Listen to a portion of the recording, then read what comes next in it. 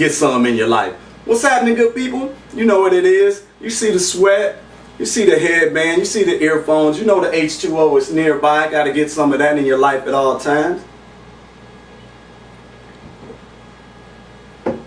Health is wealth. I just wanted to check in with you on week 7 of my Chicago Marathon training, let you know that I'm still getting it in. Hopefully I'm inspiring you to do a little bit more in your life as well. You know, none of us are getting any younger. I can promise you that. I am not going to tell you my age. Now I'm 34 years old, and I've always had a dream of running the Chicago Marathon. So this is the year that I'm going to actualize that dream.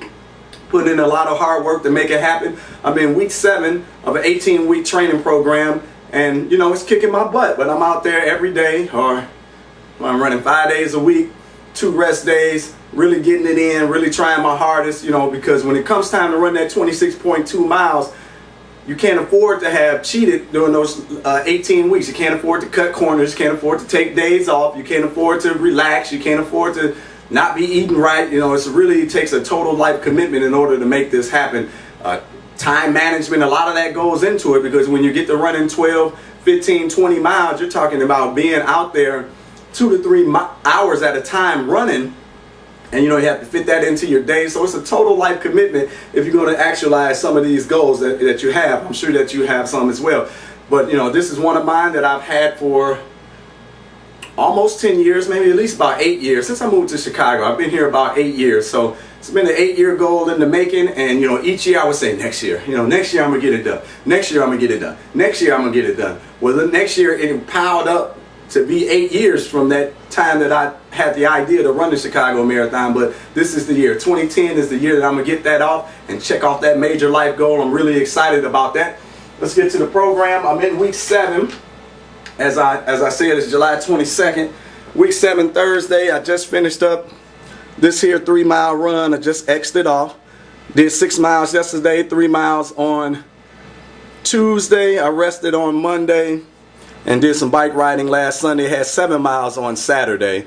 You can see this next Saturday coming up, where tomorrow I have a rest day, and then I have 12 miles on Saturday. My parents are coming in town that day. They always come in bright and early. It's going to take me about 2 hours to run 12 miles, probably a little bit longer, I don't know, maybe less depending on the weather.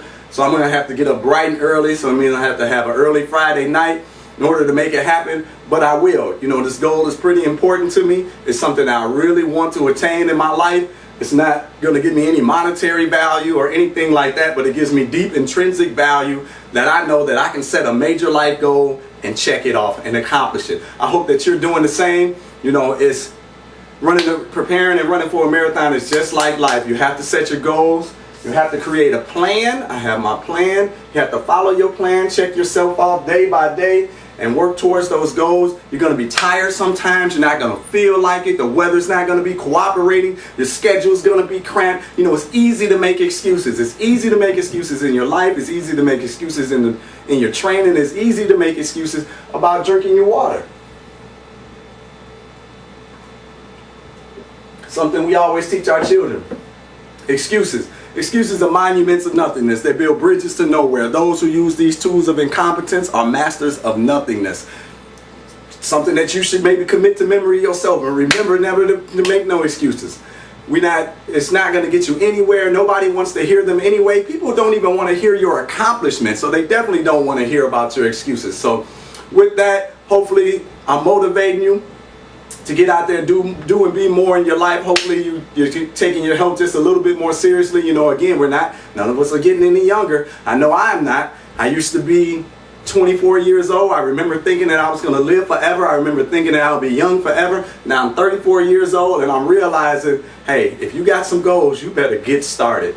And a lot of people are, you know, not a lot, but people my age are dying, heart attacks, all types of stuff, diabetes, cancer. You know, it's about time that we start taking care of yourself. You can keep playing if you want to, but like they say, keep living. Keep living. Well, this is your host, Freddie Taylor, here at ThinkTaylor.com, reminding you, health is wealth. Get some in your life, but also, all things happen first in the mind, then in reality.